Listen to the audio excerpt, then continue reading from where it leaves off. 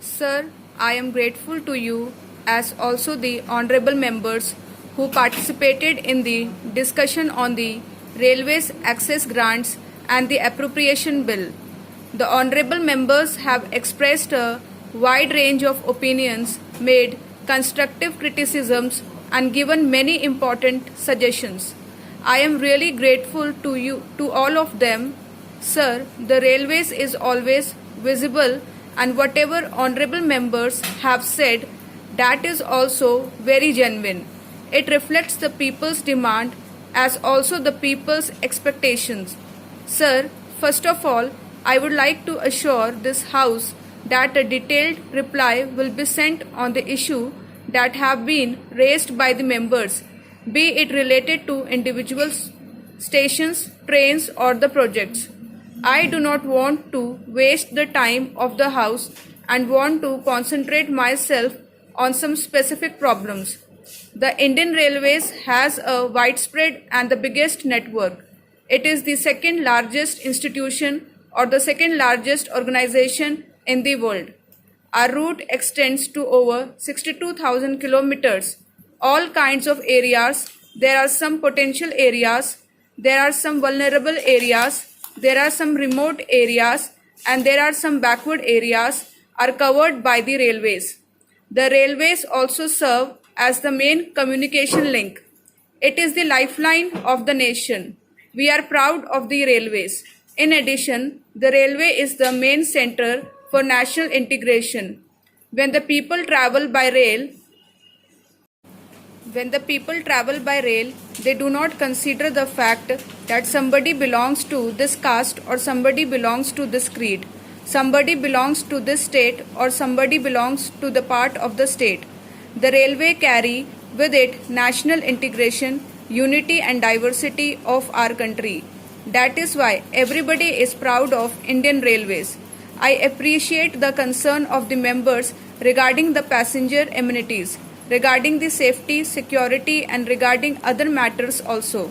I will start from the passenger amenities. Sir, we did not increase the fare. This excess of grants is less. According to our parliamentary system, the Public Accounts Committee cleared in 1997-98, I brought in. Now regarding supplementary demands, the supplementary demands are very small. Nothing is there to include more projects or anything else because this is highly technical. So far as passenger amenities are concerned, we are not satisfied. That is why in my first budget also, I did not increase the fare. Instead of that, we issued passes to the poor people, especially for the unorganized sector, the agricultural labor, and for the people living below the poverty line. For the first time in the Indian history, a monthly pass of rupees 15 was issued to the poor people. Now, the poor people think that it is their right to travel by train. Sir, when I did not increase the fare and when we gave this facility to the poor, somebody asked me as to whether the railway is losing on that account or not. What is our passenger earning? I want to tell the House, sir, about the performance of the year 2000-2001. The honorable members would recall that a loading target of 475 million tons for the current year has been kept in the budget. I am happy to inform the House that the railways have already loaded 154 million tons by the end of July 2000. Sir, last year also, that is within 5 months, the Indian Railways surpassed the records of 50 years in the freight loading. It surpassed all the records of the last 50 years. This is also an achievement for the Indian Railways. Sir, you will appreciate during the period in financial terms, the earning from the goods traffic is rupees 7,683 crore, which is rupees 23 crore more than the target set for the period and which is rupees 396 crore more than that of the last year.